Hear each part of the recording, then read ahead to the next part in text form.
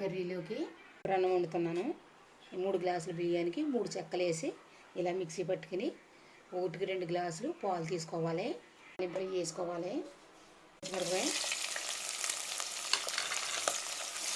అన్నం చాలా బాగుంటుంది, కమ్మగానే. చికెన్ కూరలోకి చాలా బాగుంటుంది. అల్లం వెల్లుల్లి పేస్ట్ వేసుకోవాలి. వేసుకుందాం. కొబ్బరి పాలు వేసుకుందాం. 1కి 2 వేసుకోవాలి. బియ్యం వేసేసుకోవాలి. పెట్టేసుకుని 2 కానీ 3 కానీ విజిల్ చేయించేసుకుందాం. అన్నం అయిపోయింది.